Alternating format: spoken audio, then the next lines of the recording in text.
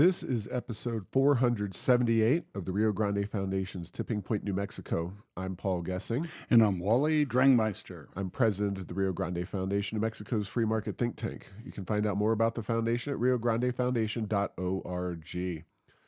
Wally, just came back from Ruidoso, where they got 5 inches of snow, and had a trip and a gentle breeze blowing in the outback of New Mexico. Yeah, a little of that. And got to talk to the Republican Party of Lincoln County group down there.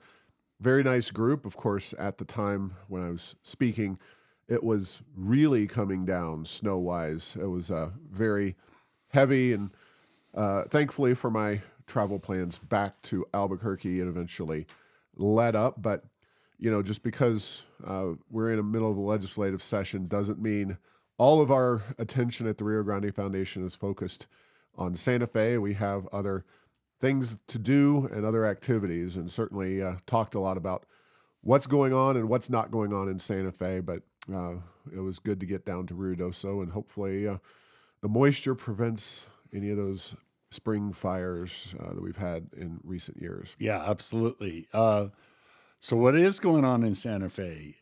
Any idea? Well, we'll get to that. Before we get to that, we like to talk about certain important days in New Mexico history, or in this case, COVID history of New Mexico. Friday the 17th, so that is this coming Friday, we will mark 1 year since Michelle Lujan Grisham ended New Mexico's mask mandate. For those keeping track, it is also because the legislature starts on the same date every year. The end of the 30-day session was the day that she eliminated the mask mandate, which means that we are halfway through this legislative session. So that's a day worth marking as well. But in the area of masks, and to her credit, when the governor pulled off the mask mandate, she seems to have stuck with that. There's been no backsliding in any way. But a report came out, the latest study, and this may be the definitive study.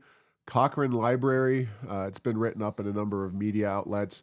They do very broad meta studies on this, and that means they don't do their own report. They look through a bunch of other reports and try to comb through the data and figure out what is going on. And the long and short of it is that masks made little or no difference on COVID-19 or flu rates. So, I've kind of felt this was the definitive finding in general. It's something we pretty much were talking about by the summer of 2020 here at the Rio Grande Foundation. Not always on our social media accounts or because or YouTube, you weren't allowed to. Because we weren't that. allowed to. But I'd be happy to put together. We put together a list of things that we feel vindicated about in terms of the broader public policy battles in New Mexico, ART, the rail runner, various other items. But on COVID alone, certainly we were early to the table in terms of pushing back on a lot of the rules and restrictions, including the mask mandate. Yes, and what was once illegal to talk about on social media and the media totally ignored, they're now talking about it. And so science, to the extent that science means actually looking at the data and seeing what's happening, maybe start to emerge again. But having said that, there's still some true believers out there. I see people with N95 masks walking around. Sometimes they're over their face, sometimes they're over their chin. But, there's still masks out there in, way bigger numbers than we've ever seen before. And more than a few media outlets still like to talk about, well, we don't wear masks, should be wearing masks, including some right here in New Mexico. Oh, absolutely. You see them, and they have the right to do it. That's their choice, and as long as it remains their choice, I will only laugh about them behind their faces and behind their backs. I will not say anything to them publicly because people make all kinds of interesting decisions about their hairstyles, about the clothes they wear. So I just consider it right up there. And of course, we just had the Super Bowl, and there were some interesting outfits in that. We had the Grammys before that, and people do all kinds of crazy things. So God bless them. If they want to wear masks, go for it. But yeah, if you can't say something nice, don't say nothing at all. Really applies to masks as well. And Paul, I'm with you. I'd no more dream of if you want to wear a mask, wear a mask. But thank goodness the policy is not there anymore. yeah, now on to the legislature itself. This is like Christmas morning in some ways, Wally, because the bill that will hopefully address New Mexico's GRT, gross receipts tax pyramiding issue on business-to-business services, HB 367, has been introduced. Jason Harper, Republican, who's been working on this issue almost as long as we have at the Rio Grande Foundation, certainly in even more detail by putting together legislation. But 367 takes the GRT down by 0.25 percentage point and ends what I would say seems to be a vast majority of the business input on services problem with the gross receipts tax. And to her credit, absolutely something worth acknowledging, publicly acknowledged, or publicly supported by Governor Lujan Grisham. So kudos to her for supporting that legislation, and just we hope for the best for HB 367. It's obviously, it's got a higher number. It's been introduced relatively more recently, but that's not stopped legislation from passing before. No, when they want to pass it, it can get introduced within the last few days or at least a week. If they don't want it to pass, it doesn't matter when it's introduced. And man, that pyramiding would be big, Paul. I think from an economic efficiency on both the business side and the consumer side, that getting rid of pyramiding would be way more than any percentage decrease in the rate. Although we certainly would not argue with reducing the rate as well, particularly if they get that pyramiding taken care of. Yeah, and when we talk about potential opponents of the legislation, the primary ones seem to be from city governments, which, of course, the way you kind of think of the GRT as a layer cake, you have the base rate of 5% statewide right now. That would change to 4.625 because there's a second component of the GRT reduction that was passed last year that still has yet to be phased in. So theoretically, we'd get the 3.75% reduction in a single swoop there, which would be nice, not going to lie. But the cities, I guess they're saying that somehow this would impact them. City of Albuquerque was quoted in some of the news coverage on this. I'm sure all cities have their concerns. Anytime you're talking about their bottom lines, you're going to have some issues. This is something we saw when Bill Richardson, for better or for worse, reduced the tax on groceries or eliminated the tax on groceries and then increased the tax rate. That impacted local governments as well. And then with the intermediate step of having a hold harmless, Right, where the state legislature said, oh, we're going to take it off of food, but we'll make you whole again. And after, a few years, they figured out they couldn't afford to do that. So that went by the wayside. So that's not even a lie I think they can tell in Santa Fe. So I think I'm not saying the cities are wrong to be concerned about that, but it's interesting. A lot of things can happen that in the very, very short term might reduce their revenues, but man, higher economic activity and more things going on in the towns and cities of Albuquerque sure seems like it is a good bet that would be made up for in terms of total revenue relatively shortly. Yeah, and we'll see. Hopefully that obstacle can be overcome. I am loath to recommend a hold harmless type agreement because that turned out to be such a debacle.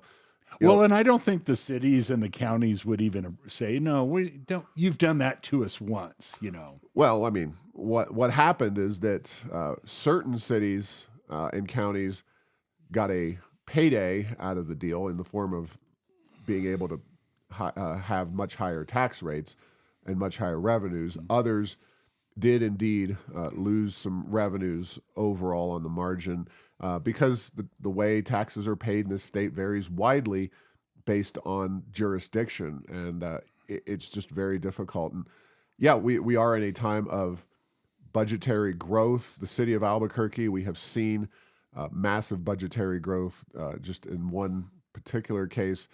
Hopefully that is an obstacle that can be overcome for the good of the state and for the good of the business climate of this state. So we shall see where that goes, but note that is HB 367, something worth supporting. Yeah, absolutely. I will be holding my breath waiting for that one to pass, but I might have to take a few breaths in between now and when it actually is passed.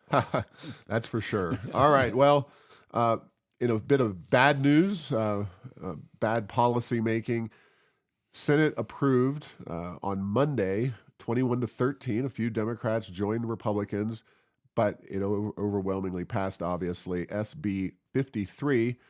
This is by Jeff Steinborn, a Las Cruces Democrat. And if you sat down with Steinborn, he would tell you he's one of the biggest proponents of the environment. He's Mr. Green and clean, but apparently he doesn't like zero carbon energy that actually makes sense. That is nuclear. Nuclear storage in this case, waste facility that's been proposed and discussed. And we had a conversation about this issue. Gosh, it's been multiple years ago. I'm going to try to find this thing, but we sat down and had a very detailed conversation with the folks behind this. John Heaton, episode 109. That is way back in the day there, July 3rd, 2019. COVID wasn't even a glimmer in people's eyes at that point. So we had a good conversation about this on Tipping Point, New Mexico. Something that is safe. The southeastern communities that would be affected want this. They want the jobs. They want the economic growth. They want to see this happen. And in order for nuclear to grow more widespread, which wide agreement exists that is the only real way that we are going to see zero carbon emissions energy that actually works to keep Western civilization afloat, that this is the way forward. And here we have Steinborn and the Democrats opposing that kind of development. So it's passed the Senate, onto the House. We'll see, but hopefully it does not succeed. The good news is, the silver lining here, Wally, is that this is not the final word. The federal government ultimately seems to have the cards through the U.S. Nuclear Regulatory Commission and licensing and locating that facility. But obviously, it would be better to have a receptive state government in place. Yeah, and then the other thing, Paul, is that, with the administration being Democrat and, our two senators, how would they weigh in on this issue? And so, right now, certainly if this legislation were to pass, this facility would face just more headwinds to getting going. And none of anything to do with the energy doesn't happen quickly. And with nuclear, that's definitely the case. So if it wouldn't happen here, who's going to put a facility like this is certainly needed. It's been needed for a long time, but we do have a lot of NIMBY, not in my backyard. So we think it's good to store nuclear waste somewhere other than in 55-gallon barrels out in the hot sun of New Mexico, but not necessarily in this facility. So we'll see what happens with this one. Yeah, that was a sarcasm remark for the record. And this is not. I need these are spent nuclear rods. I mean, they you see too many Homer Simpson episodes, and you see that, and you think, oh, it's just this goop that sits around or sloshes around. These are very contained things that really are easily stored in the right kinds of conditions, and New Mexico can do this, and it doesn't have to be the final resting place necessarily. That's not what this is all about, but there's no reason to throw up roadblocks in front of nuclear energy, and that's really what I think needs to be reiterated and stated. And if you want to keep burning coal as an environmentalist, go for it. That's your prerogative. But moving on, minimum wage, and we had flagged these minimum wage bills very early on. They were pre-filed. We were seriously concerned because we've already gone from $7.50 in 2019 to where the minimum wage is now at $12 an hour here in 2023. There were bills, and the first one was HB 25, which would have risen it to $16 an hour by next year and then indexed it to inflation. That was a really bad piece of legislation. It seems to be dead as well. More surprisingly, because the other bill, HB 28, was just taking $12 an hour where it is now and indexing it to inflation from there. That also was killed in committee. The Restaurant Association said that they were okay with it as long as the rate increase didn't go up more than 4 percentage points. I guess there was an amendment offered during this committee hearing. Other business groups remained opposed, and for the record, I agree with them. But I'm glad to see the bill as a whole fail completely. And minimum wage is economically harmful. The literature and logic are very clear. You can't get your way to economic prosperity by government mandating higher wages. It just doesn't work that way. So good news. Yeah, that is good news. Now, the bad news potential, and I hope this is not the case, is that maybe these bills are dead for this session, because guess what happens, Paul? The market's taking care of wages. We have low unemployment because a lot of people left New Mexico, and a lot of people are on government programs, so there aren't a lot of workers. And guess what? Those workers are having to be paid more to attract them to the workforce. But what do these laws do is they just create a distortion. The other thing is they apply everywhere. They apply to the smallest little town where maybe there was only 2 or 3 jobs. Should the rate of pay be the same in Santa Fe, New Mexico, or Los Alamos, 2 of the most expensive places to live? Should that be the same as in Clayton, New Mexico? The answer, I think, is clearly no. But boy, these bills have been popular, and I just hope they're not going to do a kind of an 11th hour omnibus bill to get this back on the table. I hope these things are truly dead. Yeah, and that's the thing. We are only halfway through the session. These bills and any other bills and concepts we haven't even contemplated at this point in the session can always be brought forth, and they can do much harm. So we're happy with this victory, but as with anything, especially in politics and policy, there is no final victory. There is no final defeat. It is only we'll move on until the next battle, until the next year, next election, et cetera, et cetera. Yeah, but for something to either pass or not pass, it has to make it all the way to the end of the session to do so. So right now, minimum wage, frankly, looks like the Philadelphia Eagles at halftime, Paul. It's likely to win, but will this continue to go nowhere? We certainly hope so. Yeah, and not directly related to the minimum wage. Walmart is a major corporation. They're certainly affected if a state goes above their corporate pay level, but companies like Walmart have dramatically increased their pay rates in recent years. And typically, it's the bigger corporations that are more able to comply with or even advocate for minimum wage increases. But the story this week is that a Southeast Albuquerque Walmart This is the one off of San Mateo, south of Central, has been closed, not closed yet, but will be targeted for closure by the company by March. So pretty widely reported here. Something that, Walmart is a very profitable company. They do a lot of things well. Interestingly enough, in a Newsbreak article, I'm not familiar with Newsbreak as an organization, but they had a little more local commentary.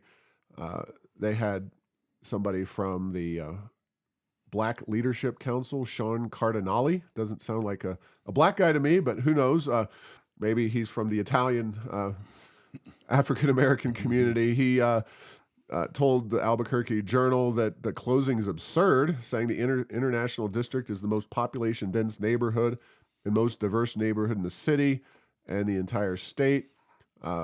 Pat Davis was also displeased, saying that it really takes away the last option for fresh food and grocery stores for a big stretch of East Central. But we all know the crime challenges of Albuquerque writ large, and this Walmart, you could argue, is at ground zero of this city's crime problem, and by definition, the state's crime problem as well, to take that metaphor a step further. When Walmart was quoted in the story, they did cite a strong partnership with the local police, which when you're talking about your retail... That's putting a good spin on it. Yeah, when you're talking about your retail store, generally speaking, you don't want to be intimately involved with the police for a variety of reasons, but the best relationship, Paul, would be no relationship of any kind, because they're not needed, because crime isn't an issue that's facing you every day. So yeah, they I'm sure they did have a relationship. Yep. And Paul, this is not unprecedented for Walmart, even in the city of Albuquerque. Over off of Coors and Atrisco, there was a Walmart back there that had a lot of issues, and there was a lot of crime. And this was this is a generation ago. This isn't pre-COVID or whatever. And Walmart and Kmart both. Kmart was as a company was really suffering, so you couldn't, I don't think, put as much stock in that. But Walmart left that area for the same reason. There was so much crime. So I remember back in the day, my kids had a friend whose father was a Albuquerque police officer, and they literally had the area where that Walmart was, they had Xerox copies of what the layout was, because they would have to go there on an almost daily basis and draw up that as a crime scene. And Walmart left that area. So we'll see if something can come in. But you're right. This is ground zero. And it just shows, there are consequences to what happens when crime runs rampant. And Paul, the other issue is, even pre-COVID, before COVID was even a glimmer in the policymakers' eyes, homelessness wasn't nearly the problem. That was a high crime area. And that Walmart, I used to be my kids used to swim in the city pool across the street from that, and I'd go there on several occasions and saw things that I'd rather not see, that made me wonder about whether that was ever a good idea to go in that Walmart. And that's been a long time. So yeah, and this is not a easy problem. No. We have bills that would have addressed this, retail theft at the state level, that were not pushed forward by the Democrats, or at least so far. They could, as some believe they will, kill the Republican version and take up a new-fangled Democrat version. Maybe that'll happen. Maybe it won't. There's a lot of progressives in the legislature who aren't so keen to really take crime seriously. We can complain about the city of Albuquerque and its lack of enforcement of criminal laws, and there's no question that they bear some of the blame. Perhaps Walmart should invest in more security as well and do more to stop people coming out. But where this really gets down to it, this issue crosses political lines. This is a philosophical and basically a crisis of our society, especially here in the city of Albuquerque, where too many people think it's just okay to snatch and grab other people's stuff and walk out the door of the store or whatever facility. Theft is just something that, it's in the Ten Commandments, folks. It doesn't take much argument to say you should not steal from other people. And we really have fundamental challenges and problems. And, I empathize with people for whom this was the only grocery store, their only source of fresh food, et cetera, et cetera. But until you can bring that theft under control, no store is going to locate there. And this is the same for any predominantly very urban, very poor environments where they have these kinds of theft issues. So it's not unique, as you said. Well, and, urban rich environments, San Francisco has had Walgreens going out for, similar reasons. And believe me, there's certainly a lot of poor and homeless in the San Francisco area, but also there are some of the, more affluent people in the country that are there. So, this problem can strike. And if it's not dealt with, bad things continue to happen until there are breaking points. And so that's for various reasons around the country. Once you get going in a bad direction, if you don't pull up at some point and turn it around, it continues to go until you get to places you never thought you could get at as a community. Yeah. Speaking of Democrats possibly jumping on Republican concepts or legislation, we use a software system called Bill Track 50. This is one of the tools we use in our tracking of the legislature, the bills, and check out our Freedom Index at riograndefoundation.org, as bills are now really moving to the floor, as they will be for the next 30 plus days until the end of the session. But billtrack50.com/state/NM, you can find some interesting little charts and graphs about various aspects of New Mexico's legislature. The data go back to 2012. So, unfortunately, that's when the company was founded. So they're not going back beyond 2012. That also correlates with the Martinez administration being in place. So you're naturally going to have some level more of bipartisanship. But, say in 2012, 52% of the bills that passed through in this chart, and this is posted up on Errors of Enchantment, you can find it for yourself, 52% of the bills that were enacted in 2012, despite a Republican governor, were Democrat bills, Democrat-only sponsorship, with the other 48% being Republican. And that has ebbed and flowed over the years. In 2015-16, you had the Republican House. So Republicans actually managed to enact a majority of the bills in those 2 years. Then you had some more bipartisan pieces of legislation. Then Lujan Grisham took over, and immediately Democrats asserted themselves. 73% of the bills in 2019 were passed by Democrats only, 12% by the GOP, and then 15% by bipartisan group. Fast forward to 2022, and this is, I think, the interesting meat of this conversation. 51 or 77% of the bills in 2022 were Democrat only. 2% or one bill was Republican only. I'd love to figure that bill out and what that dealt with. And then 21% were bipartisan. So the fact is that at least relative to recent history, going back to 2012, New Mexico's legislature has gotten more partisan, much more partisan. And we'll see what 2023 has in store. We've only got one bill. I'm sure that's the feed bill. It doesn't say exactly, but that's the only one enacted. And, I think while I'm not a diehard bipartisan fan, because I think the various special interest groups do have different ideas in mind. The fact that New Mexico has moved towards greater and greater Democratic control it's really highlighted in this, and it means, again, we're moving leftward and leftward on public policy.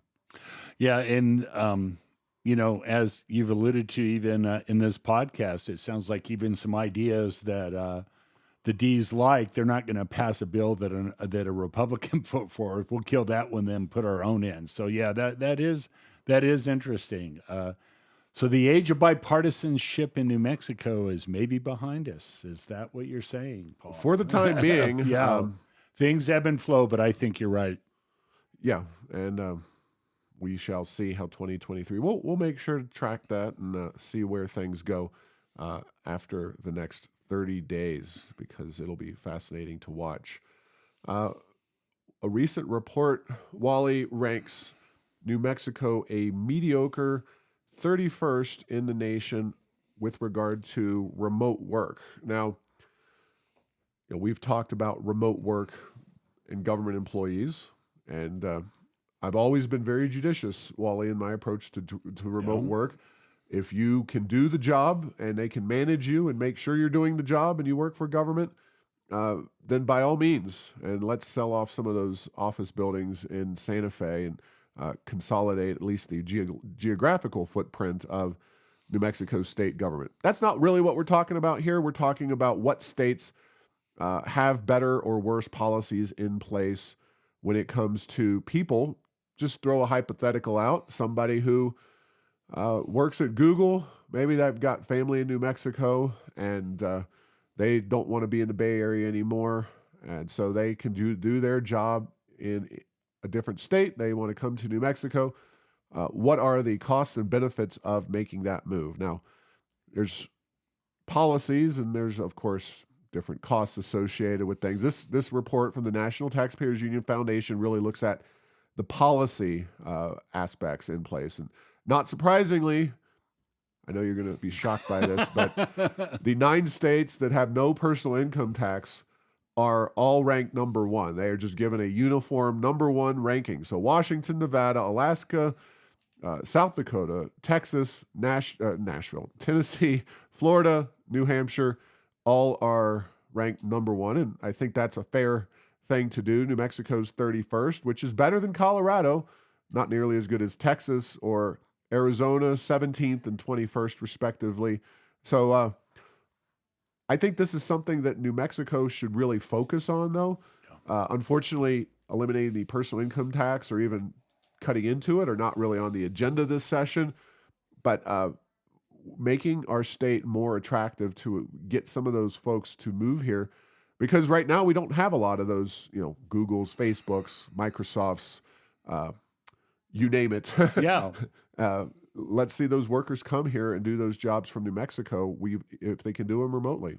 Yes, and then I know that the income tax hits workers of all stripes, but then there's 2 kinds. There's employees working remotely, and then there are contractors. And we've talked extensively about how the long arm of the gross receipts tax arm can sometimes impact companies if their workers are here. There's a complicated series of things about whether they have nexus in New Mexico and, whether you can get away not charging gross receipts tax to a company that's elsewhere if they don't have anything in New Mexico. But that's another one. And then just on the practical side, depending on where you are, high-speed internet is a requirement, and some places that's easier to get than others. I think we're making improvements in that area, but certainly if you don't have internet, it's tough to work remotely. A cell phone alone usually doesn't get it done. Yeah, absolutely true. So one more thing to kind of throw out there. I was traveling down in the general region of Alamogordo. Ruidoso and Alamogordo are kind of, twins lost at birth. They're very different communities in a lot of ways, but Alamogordo recently has put its superintendent of schools on public leave, Dr. Ken Moore. He was found in a undercover video taken by some folks who have been on this show. Casey and Mike, the lady is named Mike, Michaela. Freedom Families United. I don't know under what banner they did this actual video, but they attended a conference on, for lack of a better word, critical race theory in the schools. And this school board superintendent, the school superintendent in Alamogordo, in addition to having some very unnice things to say about the community that he represents through his job, he talked to these people in a hidden camera context about smuggling critical race theory into his work with Alamogordo schools. And really, it's a very damning video and something that I would encourage folks to take a look at. I posted it up at airsofenchantment.com. And, it just, I think, shows that when you have these people hired into government, the idea is that they are supposed to carry out the will of the people and serve the community that they are a part of, et cetera, et cetera. But I think a lot more government officials, especially when they get higher up, become these petty tyrants, and then they want to impose their viewpoints on everybody that they are supposedly representing. And when that's exposed, it's pretty darn ugly. I think it's a good job by Casey and Mike. Yeah, and it is interesting. The undercover video is a lot more prominent than it used to be because it's a lot easier to get these. It's a lot easier to record things, but you also need somebody who is able and willing to shoot their mouth off with regard to what they're doing. So it's not the cell phone or the camera that's doing the talking. It's the person, as has happened in this case. Yeah, if you're a Pfizer or a CNN executive, probably don't go on any blind dates and drink heavily and start talking about your job in an in-depth way. But yeah, Casey and Mikhail Peterson were on number 442 just in September of 2022. And they're the ones who put out this video, and they should be commended for their work on that. But yeah, it's very interesting and very troubling stuff to see. So we'll have that for you at Airs of Enchantment here shortly. With that, we will wrap it up for this week. Thanks for listening to this week's episode. Find all episodes at tippingpointnm.com or at the Rio Grande Foundation's YouTube channel. Subscribe to the show at Apple, Stitcher, or have your Google Home play Tipping Point New Mexico. Thanks to Path 3 Marketing for producing this show.